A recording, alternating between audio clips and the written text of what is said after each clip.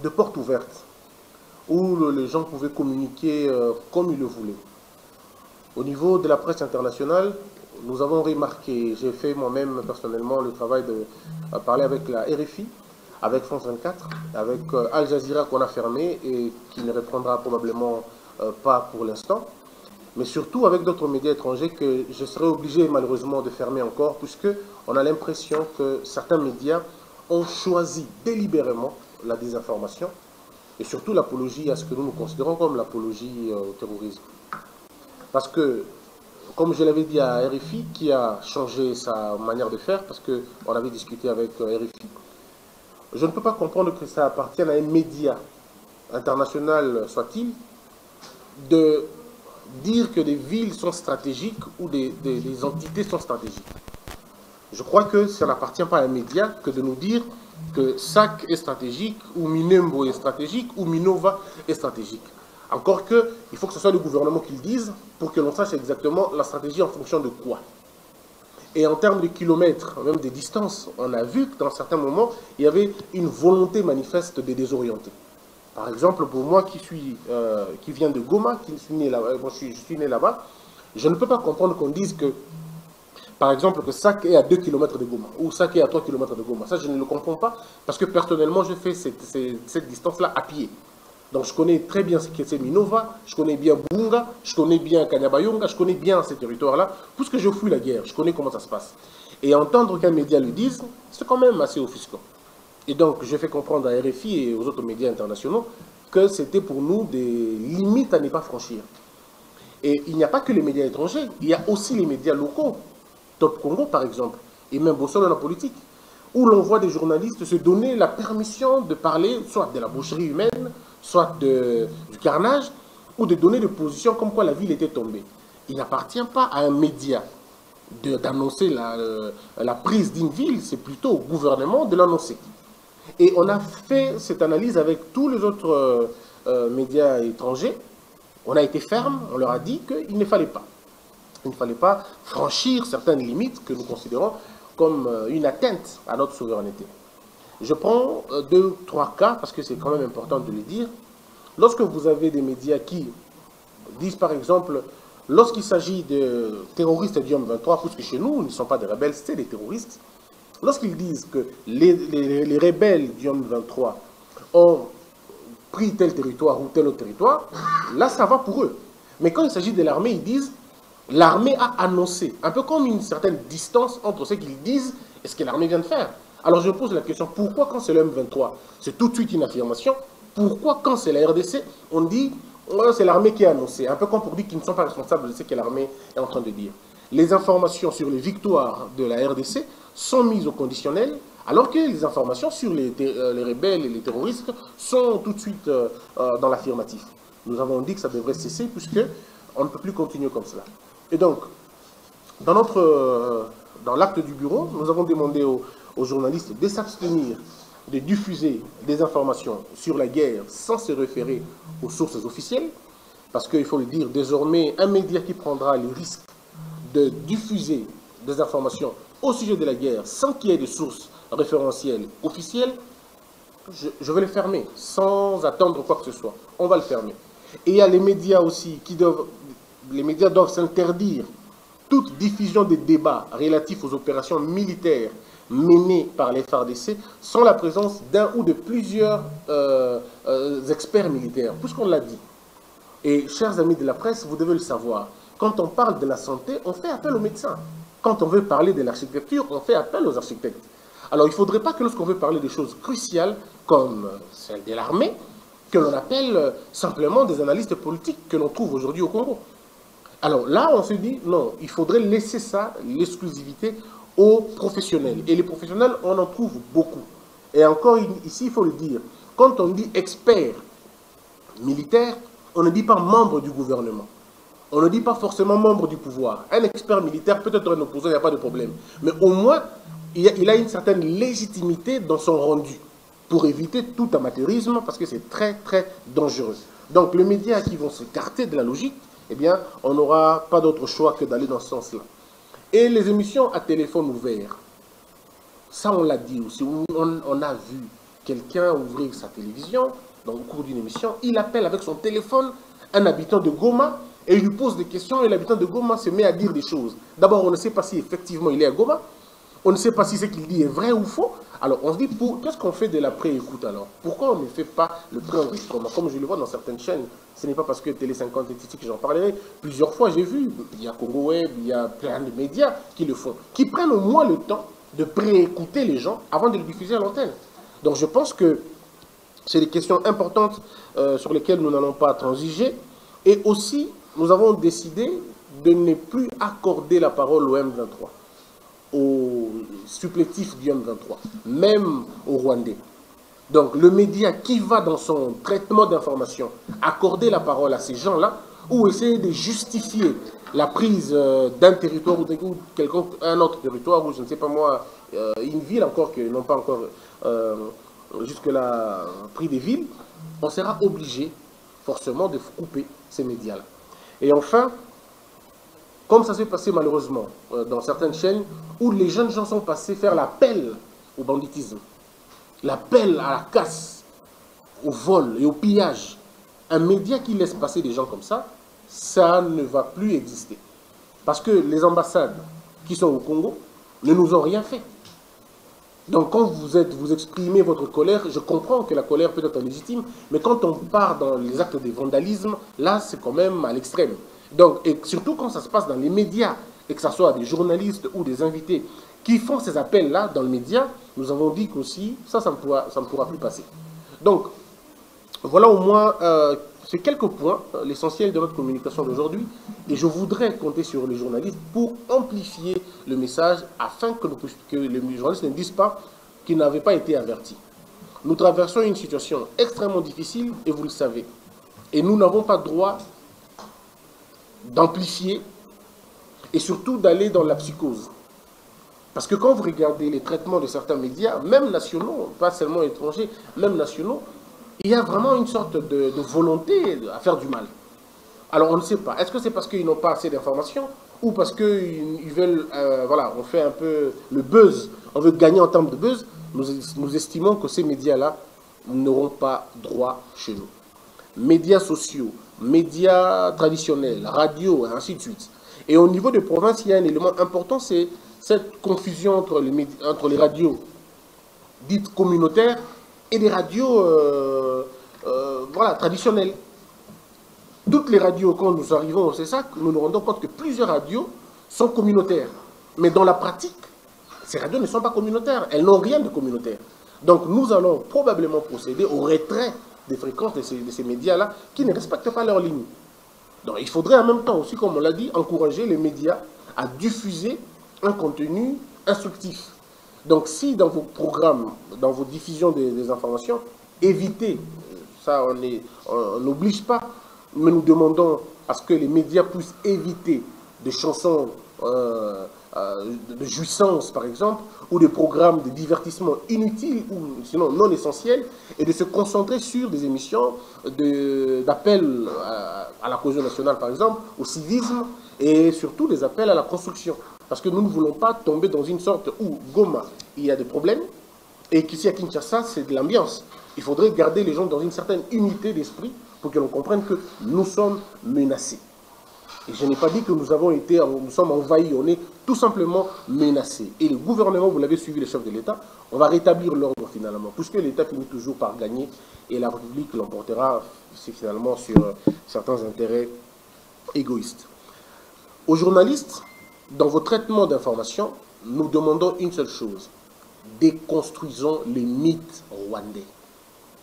Dans le récit que nous apportons à la contribution des Congolais, il faudrait que les gens comprennent que le Rwanda seul ne peut pas nous agresser. Il n'en a pas le pouvoir. Si le Rwanda nous agresse, c'est parce qu'il est soutenu. Il est soutenu par la communauté internationale, il faut le dire, par les impérialistes, si on peut le dire comme ça, les Occidentaux, et nous le savons. Si aujourd'hui vous regardez le contrat de Gateway, vous le savez, qui dit ce contrat-là? Parce que vous le savez vous-même, quand on achète un bien volé, c'est du resell. Et celui qui l'achète est un reseller. Donc quand vous achetez des coltors de vol, qui créent la désolation, la ruine, la mort, ici, et donc vous participez d'une manière active à cela. Et qui rétablit l'histoire d'un peuple? Je crois que c'est les médias. Ce sont les médias qui, à un moment donné, rétablissent l'histoire. Nous avons des médias sérieux au Congo, des journalistes de grande facture. Nous attendons votre plume. Nous attendons votre écriture, nous attendons vos publications, nous attendons vos reportages pour rétablir l'histoire. Quand vous avez 10 millions de morts chez vous, c'est à peu près la moitié de ce qui s'est passé pendant la Première Guerre mondiale, c'est à peu près la moitié de ce qui s'est passé pendant la Deuxième Guerre mondiale. Donc nous pouvons, nous, le vendre convenablement, sinon le présenter à travers le monde. Parce que ceux qui ont eu 800 morts seuls, 800 000 morts seulement, en ont fait vraiment une information internationale, et aujourd'hui ils ont un crédit comme ça. Et si nous, aujourd'hui, nous regardons dans les yeux et nous travaillons dans ce sens-là, je crois que ça va être quelque chose de formidable. Et ça pourra nous faire avancer dans beaucoup de choses. Il y a aussi, pour terminer, les silences de certains médias, de certains leaders d'opinion et de certaines autorités, on va dire, ecclésiastiques ou de tout genre, où jusque-là, personne n'a dit mot sur la question. Pourtant, nous sommes agressés. Et qu'il fallait une certaine mobilisation générale afin de dire non à l'agresseur et de dire non à ses supplétifs et surtout de dire non aux commanditaires. Mais il y a un silence. Nous estimons que l'histoire retiendra cela comme un cas de complicité. Donc voilà un peu, chers journalistes, chers professionnels de la presse, que vos médias contribuent à la consolidation de notre souveraineté. Ne tombez pas dans le piège parce qu'il n'y aura plus d'avertissement. On n'aura qu'une seule obligation de retirer le signal en entendant que les choses puissent se calmer. Sinon, je vous remercie. Et je vous laisse à votre disposition.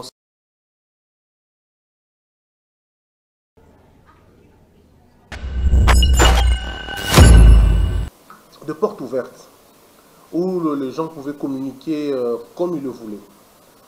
Au niveau de la presse internationale, nous avons remarqué, j'ai fait moi-même personnellement le travail de parler avec la RFI, avec France 24, avec Al Jazeera qu'on a fermé et qui ne reprendra probablement pas pour l'instant, mais surtout avec d'autres médias étrangers que je serai obligé malheureusement de fermer encore, puisqu'on a l'impression que certains médias ont choisi délibérément la désinformation et surtout l'apologie à ce que nous considérons comme l'apologie au terrorisme.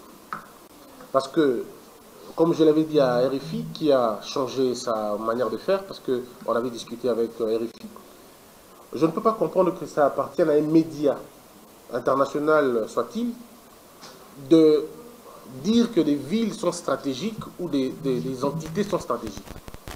Je crois que ça n'appartient pas à un média que de nous dire que SAC est stratégique, ou Minembo est stratégique, ou Minova est stratégique. Encore que, il faut que ce soit le gouvernement qui le dise pour que l'on sache exactement la stratégie en fonction de quoi. Et en termes de kilomètres, même des distances, on a vu que dans certains moments, il y avait une volonté manifeste de désorienter.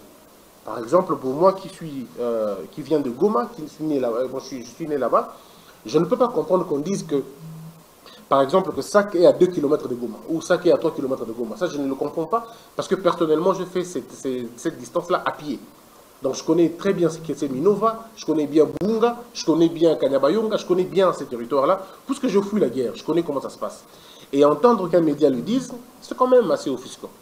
Et donc je fais comprendre à RFI et aux autres médias internationaux que c'était pour nous des limites à ne pas franchir. Et il n'y a pas que les médias étrangers, il y a aussi les médias locaux, Top Congo par exemple, et même Bossol dans la politique, où l'on voit des journalistes se donner la permission de parler soit de la boucherie humaine, soit du carnage, ou de donner des positions comme quoi la ville était tombée. Il n'appartient pas à un média d'annoncer la prise d'une ville, c'est plutôt au gouvernement de l'annoncer. Et on a fait cette analyse avec tous les autres médias étrangers. On a été ferme, on leur a dit qu'il ne fallait pas. Il ne fallait pas franchir certaines limites que nous considérons comme une atteinte à notre souveraineté. Je prends 2-3 cas, parce que c'est quand même important de le dire. Lorsque vous avez des médias qui disent, par exemple, lorsqu'il s'agit de terroristes du M23, puisque chez nous, ils ne sont pas des rebelles, c'est des terroristes, lorsqu'ils disent que les rebelles du M23 ont pris tel territoire ou tel autre territoire, là, ça va pour eux. Mais quand il s'agit de l'armée, ils disent l'armée a annoncé, un peu comme une certaine distance entre ce qu'ils disent et ce que l'armée vient de faire. Alors je pose la question, pourquoi quand c'est le M23, c'est tout de suite une affirmation? Pourquoi quand c'est la RDC, on dit, oh, c'est l'armée qui a annoncé? Un peu comme pour dire qu'ils ne sont pas responsables de ce que l'armée est en train de dire. Les informations sur les victoires de la RDC sont mises au conditionnel, alors que les informations sur les rebelles et les terroristes sont tout de suite dans l'affirmatif. Nous avons dit que ça devrait cesser, puisque on ne peut plus continuer comme cela. Et donc, dans l'acte du bureau, nous avons demandé aux journalistes de s'abstenir de diffuser des informations sur la guerre sans se référer aux sources officielles, parce qu'il faut le dire, désormais, un média qui prendra le risque de diffuser des informations au sujet de la guerre sans qu'il y ait de sources référentielles officielles, je vais le fermer, sans attendre quoi que ce soit. On va le fermer. Et il y a les médias aussi qui doivent... Les médias doivent s'interdire toute diffusion des débats relatifs aux opérations militaires menées par les FARDC sans la présence d'un ou de plusieurs experts militaires, puisqu'on l'a dit. Et chers amis de la presse, vous devez le savoir, quand on parle de la santé, on fait appel aux médecins. Quand on veut parler de l'architecture, on fait appel aux architectes. Alors il ne faudrait pas que lorsqu'on veut parler des choses cruciales, comme celle de l'armée, que l'on appelle simplement des analystes politiques que l'on trouve aujourd'hui au Congo. Alors là, on se dit, non, il faudrait laisser ça, l'exclusivité, aux professionnels. Et les professionnels, on en trouve beaucoup. Et encore ici, il faut le dire, quand on dit expert militaire, on ne dit pas membre du gouvernement. On ne dit pas forcément membre du pouvoir. Un expert militaire, peut-être un opposant, il n'y a pas de problème. Mais au moins, il a une certaine légitimité dans son rendu pour éviter tout amateurisme, parce que c'est très, très dangereux. Donc, les médias qui vont s'écarter de la logique, eh bien, on n'aura pas d'autre choix que d'aller dans ce sens-là. Et les émissions à téléphone ouvert, ça on l'a dit aussi, on a vu quelqu'un ouvrir sa télévision, dans le cours d'une émission, il appelle avec son téléphone un habitant de Goma, et il lui pose des questions, et l'habitant de Goma se met à dire des choses. D'abord, on ne sait pas si effectivement il est à Goma, on ne sait pas si ce qu'il dit est vrai ou faux. Alors on se dit, qu'est-ce qu'on fait de la pré-écoute alors? Pourquoi on ne fait pas le pré-enregistrement? Comme je le vois dans certaines chaînes, ce n'est pas parce que Télé 50 est ici que j'en parlerai. Plusieurs fois j'ai vu, il y a Congo Web, il y a plein de médias qui le font, qui prennent au moins le temps de pré-écouter les gens avant de les diffuser à l'antenne. Donc je pense que c'est des questions importantes sur lesquelles nous n'allons pas transiger. Et aussi, nous avons décidé de ne plus accorder la parole au M23. Au supplétif du M23, même au Rwandais. Donc le média qui va dans son traitement d'information accorder la parole à ces gens-là ou essayer de justifier la prise d'un territoire ou un autre territoire ou je ne sais pas moi, une ville encore que n'ont pas encore jusque-là pris des villes, on sera obligé forcément de couper ces médias-là. Et enfin, comme ça s'est passé malheureusement dans certaines chaînes, où les jeunes gens sont passés faire l'appel au banditisme, l'appel à la casse, au vol et au pillage. Un média qui laisse passer des gens comme ça, ça ne va plus exister. Parce que les ambassades qui sont au Congo ne nous ont rien fait. Donc quand vous exprimez votre colère, je comprends que la colère peut être légitime, mais quand on part dans les actes de vandalisme, là c'est quand même à l'extrême. Donc, et surtout quand ça se passe dans les médias, et que ce soit des journalistes ou des invités qui font ces appels-là dans le média, nous avons dit qu'aussi, ça ne pourra plus passer. Donc, voilà au moins ces quelques points, l'essentiel de notre communication d'aujourd'hui. Et je voudrais compter sur les journalistes pour amplifier le message afin que les journalistes ne disent pas qu'ils n'avaient pas été avertis. Nous traversons une situation extrêmement difficile et vous le savez. Et nous n'avons pas droit d'amplifier et surtout d'aller dans la psychose. Parce que quand vous regardez les traitements de certains médias, même nationaux, pas seulement étrangers, même nationaux, il y a vraiment une sorte de volonté à faire du mal. Alors on ne sait pas. Est-ce que c'est parce qu'ils n'ont pas assez d'informations ou parce qu'ils veulent, voilà, on fait un peu le buzz, on veut gagner en termes de buzz. Nous estimons que ces médias-là n'auront pas droit chez nous. Médias sociaux, médias traditionnels, radio, et ainsi de suite. Et au niveau des provinces, il y a un élément important, c'est cette confusion entre les radios dites communautaires et les radios voilà, traditionnelles. Toutes les radios, quand nous arrivons, c'est ça que nous nous rendons compte que plusieurs radios sont communautaires. Mais dans la pratique, ces radios ne sont pas communautaires. Elles n'ont rien de communautaire. Donc nous allons probablement procéder au retrait des fréquences de ces médias-là qui ne respectent pas leur ligne. Donc il faudrait en même temps aussi, comme on l'a dit, encourager les médias à diffuser un contenu instructif. Donc si dans vos programmes, dans vos diffusions des informations, évitez, ça on n'oblige pas, mais nous demandons à ce que les médias puissent éviter des chansons de jouissance, par exemple, ou des programmes de divertissement inutiles ou sinon non essentiels, et de se concentrer sur des émissions d'appel à la cohésion nationale, par exemple, au civisme, et surtout des appels à la construction. Parce que nous ne voulons pas tomber dans une sorte où Goma, il y a des problèmes, et qu'ici à Kinshasa, c'est de l'ambiance. Il faudrait garder les gens dans une certaine unité d'esprit pour que l'on comprenne que nous sommes menacés. Et je n'ai pas dit que nous sommes envahis, on est tout simplement menacés. Et le gouvernement, vous l'avez suivi, le chef de l'État, on va rétablir l'ordre finalement, puisque l'État finit toujours par gagner et la République l'emportera finalement sur certains intérêts égoïstes. Aux journalistes, dans vos traitements d'information, nous demandons une seule chose: déconstruisons les mythes rwandais. Dans le récit que nous apportons à la contribution des Congolais, il faudrait que les gens comprennent que le Rwanda seul ne peut pas nous agresser. Il n'en a pas le pouvoir. Si le Rwanda nous agresse, c'est parce qu'il est soutenu. Il est soutenu par la communauté internationale, il faut le dire, par les impérialistes, si on peut le dire comme ça, les Occidentaux, et nous le savons. Si aujourd'hui vous regardez le contrat de Gateway, vous le savez, qui dit ce contrat-là? Parce que vous le savez vous-même, quand on achète un bien volé, c'est du resell. Et celui qui l'achète est un reseller.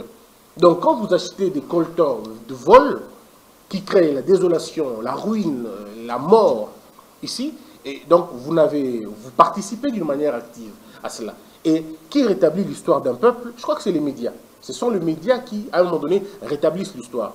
Nous avons des médias sérieux au Congo, des journalistes de grande facture. Nous attendons votre plume, nous attendons votre écriture, nous attendons vos publications, nous attendons vos reportages pour rétablir l'histoire. Quand vous avez 10 millions de morts chez vous, c'est à peu près la moitié de ce qui s'est passé pendant la Première Guerre mondiale, c'est à peu près la moitié de ce qui s'est passé pendant la Deuxième Guerre mondiale. Donc nous pouvons, nous, le vendre convenablement, sinon le présenter à travers le monde. Parce que ceux qui ont eu 800 morts seuls, 800 000 morts seulement, en ont fait vraiment une information internationale, et aujourd'hui ils ont un crédit comme ça. Et si nous, aujourd'hui, nous regardons dans les yeux et nous travaillons dans ce sens-là, je crois que ça va être quelque chose de formidable. Et ça pourra nous faire avancer dans beaucoup de choses. Il y a aussi, pour terminer, le silence de certains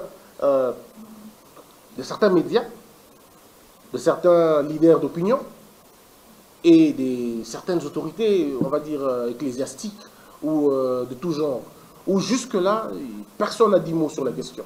Pourtant, nous sommes agressés. Et qu'il fallait une certaine mobilisation générale afin de dire non à l'agresseur et de dire non à ses supplétifs et surtout de dire non aux commanditaires. Mais il y a un silence. Nous estimons que l'histoire retiendra cela comme un cas de complicité. Donc voilà un peu, chers journalistes, chers professionnels de la presse, que vos médias contribuent à la consolidation de notre souveraineté. Ne tombez pas dans le piège parce qu'il n'y aura plus d'avertissement. On n'aura qu'une seule obligation de retirer le signal en entendant que les choses puissent se calmer. Sinon, je vous remercie. Et je vous laisse à votre disposition.